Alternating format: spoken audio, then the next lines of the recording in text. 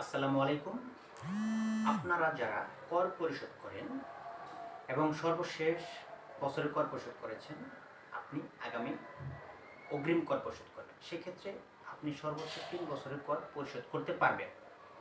Suppose কেউ যদি ৩ বছর না করে ২ বছরের কর পরিশোধ করেন, এরপরে যে বাকি ১ বছর রয়েছে, আপনি চাইলে পরবর্তী ১ বছরটি দিতে চাইলে সেটি দিতে পারবেন, কারণ আপনি একবার ৩ বছরের পর অগ্রিম পরিশোধ করতে পারবেন। সেক্ষেত্রে আংশিক পরবর্তী যখন দিতে যাবেন তখন দিতে পারবেন না। এবং কর পরিশোধ করার ক্ষেত্রে আপনি প্রোফাইলে প্রবেশ করলেন, হোল্ডিং তালিকাতে প্রবেশ করলেন। হোল্ডিং তালিকা যে সৃজিত অপশনের ডান পাশে আইকনটা করেছে, সেখানে প্রবেশ করে যখন পেমেন্ট এলিজিতে অপশনে প্রবেশ করে যখন কর পরিশোধ করে টাকা প্রদান করবেন, তখন সেখানে যদি দেখেন মালিকের নামের জায়গায় অন্য একটি নাম, অর্থাৎ খতিয়ানে যে নামটি রয়েছে, প্রোফাইলে যে নামটি রয়েছে, সেটি না সে অন্য একজনের নাম চলে এসেছে, তখন আপনার করণীয় কি? তখন আপনি যদি সেই করটি পরিশোধ করেন, তাহলে মালিকের নাম ভুল আসবে দাখিলাতে।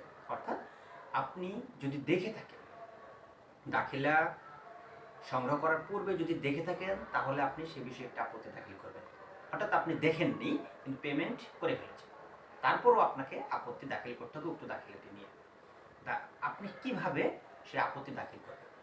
সে আপত্তি দাখিল করার জন্য আপনার ভূমি উন্নয়ন কর অপশনে প্রবেশ করার পরে খতিয়ানের নিচে হোল্ডিং তালিকা প্রবেশ করবেন। হোল্ডিং তালিকা প্রবেশ করে ডান পাশে যে সৃজিত ডান পাশে আইকনটা করেছে, সেখানে প্রবেশ করলে উপরে দেখতে পারবেন উক্ত হোল্ডিং নিয়ে কোনো অভিযোগ থাকলে ক্লিক করুন। আপনি সেখানে প্রবেশ করবেন। সেখানে প্রবেশ করে আপনার অভিযোগের ধরন প্রবেশ করলে দেখতে পাবেন অভিযোগ। সাপোজ আমি কথা বলছি, মালিকের নামে ভুল এসেছে, সেখানে আপনি দেখতে পারবেন মালিকের নাম ভুল, সেখানে সিলেক্ট করবেন। এবং অভিযোগের বিস্তারিত, তখন আপনাকে অভিযোগের বিস্তারিত লিখতে হবে যে আপনার খতিয়ানে নাম রয়েছে একটি, কিন্তু মালিকের নামের অন্য একটি নাম এসেছে। এই বিস্তারিত তথ্যগুলো সেখানে প্রোভাইড করতে হবে। এরপরে সঠিক তথ্যটি আপনাকে সেখানে দিতে হবে। এবং সংযুক্তির ক্ষেত্রে আপনাকে কিছু সংযুক্তি দিতে হবে। অর্থাৎ পূর্বে যদি আপনার খতিয়ানের তথ্যগুলো যে মালিকের নাম রয়েছে, কিন্তু আপনার এখানে হোল্ডিংয়ে আপনার মালিকের নাম অন্য একটি দেখাচ্ছে, সেটিও আপনাকে সংযুক্তি দিয়ে দিতে হবে। অর্থাৎ এইভাবে আপনার আপত্তিটি দাখিল করে দিতে হবে।